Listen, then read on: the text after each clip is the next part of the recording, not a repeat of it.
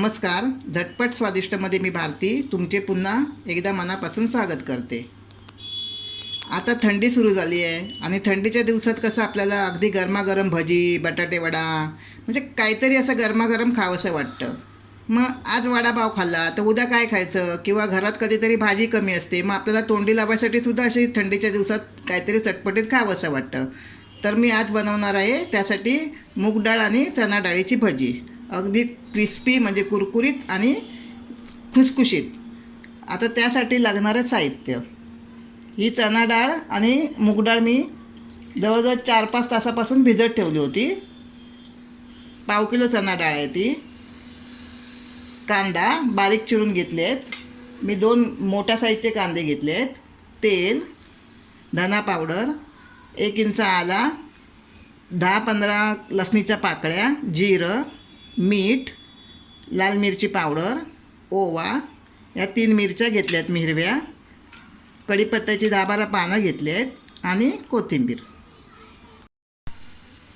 आता सगळ्यात अगोदर आपल्याला काय करायचं आहे, ही डाळ आपल्याला पूर्णपणे पाणी गाळून घ्यायचं आहे आणि याच्यात अजिबात पाणी टाकायचं नाही आहे. डाळ, आलं, लसूण, जिरं, हिरव्या मिरच्या, म्हणजे मी हे तुम्हाला टाकून दाखवते, हिरव्या मिरच्या, कढीपत्त्याची पानं, आलं आणि लसूण, जिरं आणि मूग डाळ आणि चणा डाळ हे आपल्याला पूर्णपणे पाणी गाळून नितळून सुकीच भाजायचे आहे, सुकीच वाटून घ्यायचे आहे.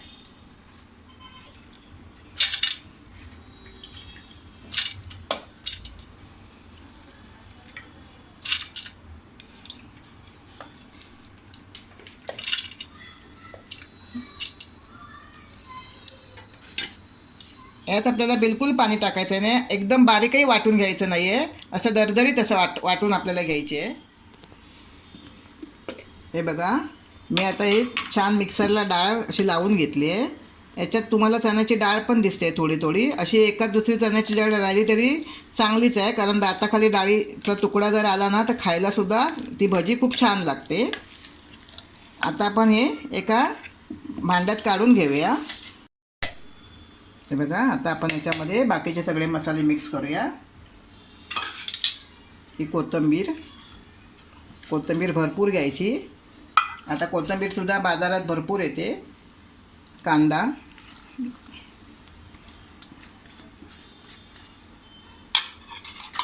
धने पावडर, भाजून कुटलेले धने येते. आम्ही हातावर चोळून ओवा घेतला आहे.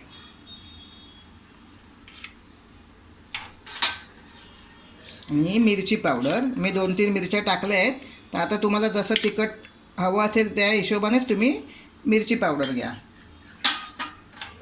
आणि चवीनुसार मीठ.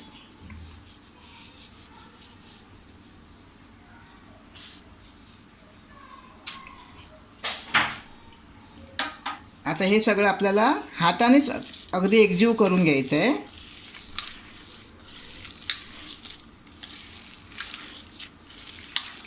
बघा, इतपत असं हे एकजीव केल्यानंतर आपल्याला हे पातळ नाही झालेलं पाहिजे, म्हणजे पातळ झाल्यानंतर काय होतं, भजी नरम पडतात.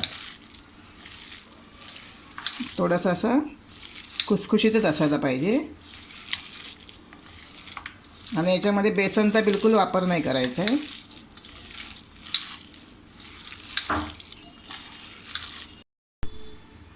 हे बघा, आता मी भजीचं मिश्रण एकदम छान एकदम एकजीव करून घेतलं आहे. आणि आता आपल्याला याच्या भज्या काढायच्या आहेत. मी अगोदरच तेल तापत ठेवलं होतं आणि तेल आपलं छान तापलं आहे. आता त्याला आपण गॅस बारीक म्हणजे मध्यम आचेवर करायचं आहे आणि आपल्याला त्या भज्या तळून घ्यायच्या आहेत. मध्यम आचेवर भज्या तळल्याने काय होतं, आतून आपली भजी छान अशी शिजून येते. नाहीतर मग फास्ट गॅसवर जर केला तर तुमच्या भज्या कच्च्या राहतील. आणि अशा छोट्या छोट्या हाताने सोडायच्या आहेत. तुम्ही नक्की करून बघा आणि मला माझ्या कमेंट बॉक्समध्ये कळवा की कशा झाल्या भज्या. तुम्ही जर माझ्या चॅनलला नव्याने असाल आणि माझ्या चॅनलला सबस्क्राईब केलं नसेल तर माझ्या चॅनलला सबस्क्राईब करायला विसरू नका.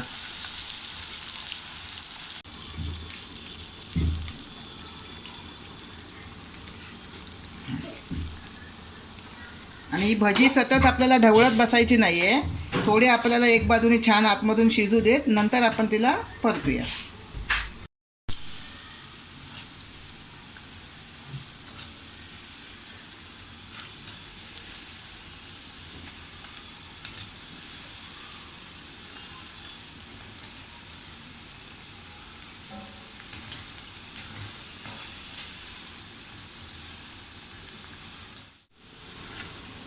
हे बघा, आता आपल्या भाज्या कशा छान खरपूस भाजून झाल्या आहेत आणि आपल्याला असा रंग येईपर्यंतच भाज्या भाजून घ्यायच्या आहेत, त्याच्यापेक्षा जास्त काळ्यासुद्धा करायच्या नाहीत. मग काय होणार, आपल्याला ती भजी खाताना कडवट लागणार. तर मी या भजी काढून घेते.